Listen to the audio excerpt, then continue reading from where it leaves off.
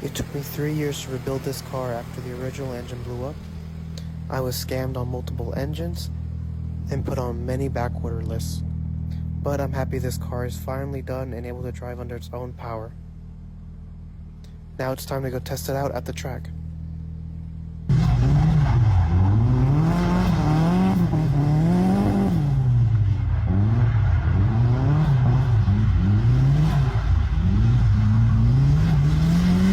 It's still not fully done yet, but I'm just happy I can finally drive it again.